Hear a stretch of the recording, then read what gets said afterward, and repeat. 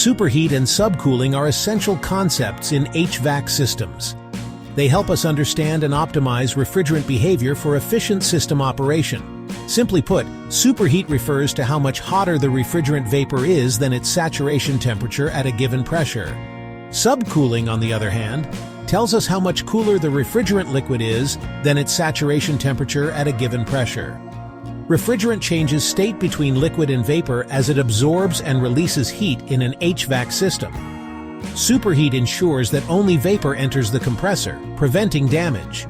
Subcooling ensures that only liquid enters the expansion valve, optimizing cooling capacity. Proper superheat and subcooling levels are crucial for maximizing system efficiency. They affect the system's ability to absorb and reject heat, directly impacting energy consumption and cooling capacity. By understanding and managing superheat and subcooling, we can ensure the smooth and efficient operation of HVAC systems, extending their lifespan and reducing energy costs. Measuring superheat and subcooling is crucial for assessing HVAC system health and performance. Two common tools used for this purpose are the thermometer and the pressure gauge. To measure superheat, we first measure the pressure of the refrigerant vapor at the evaporator outlet using a pressure gauge. Using a pressure temperature chart specific to the refrigerant, we can determine the corresponding saturation temperature. Next, we measure the actual temperature of the vapor at the same location using a thermometer. The difference between the actual temperature and the saturation temperature gives us the superheat value. Measuring subcooling follows a similar process.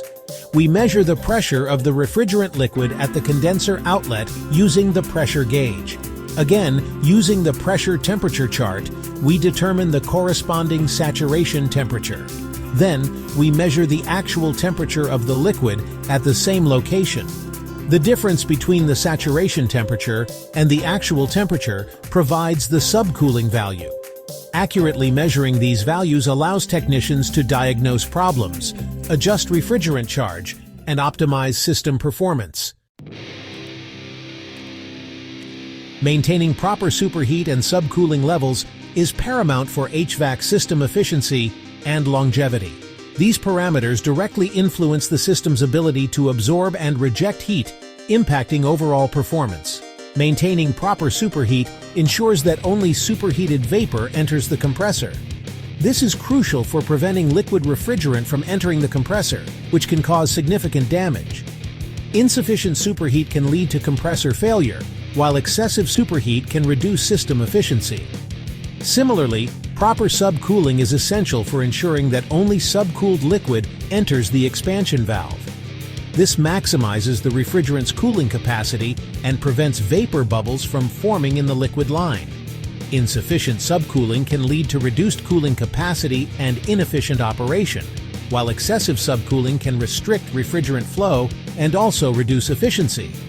By maintaining optimal superheat and subcooling levels, we can ensure that the HVAC system operates at peak efficiency, maximizing energy savings and extending the lifespan of critical components. Let's consider a practical example to illustrate the importance of superheat and subcooling. Imagine an air conditioning system on a hot summer day. The system is running, but the air coming out of the vents is not as cold as it should be. Upon inspection, a technician finds that the superheat is too low. This low superheat could indicate that liquid refrigerant is entering the compressor, reducing its efficiency and potentially causing damage. The technician may need to adjust the refrigerant charge or check for other issues affecting refrigerant flow. By addressing the low superheat, the technician can restore the system to its optimal cooling capacity and prevent potential damage. In another scenario, a homeowner notices that their heat pump is running constantly in winter but struggling to maintain a comfortable temperature. A technician might find that the subcooling is insufficient. This could indicate that the refrigerant is not being cooled enough in the condenser, leading to reduced system efficiency and heating capacity. The technician may need to clean the condenser coils, check for refrigerant leaks, or adjust the refrigerant charge to address the issue. These examples highlight the importance of understanding and monitoring superheat and subcooling in real-world HVAC applications. By applying this knowledge, homeowners and technicians can ensure optimal system performance, improve energy efficiency, and extend the lifespan of their HVAC equipment.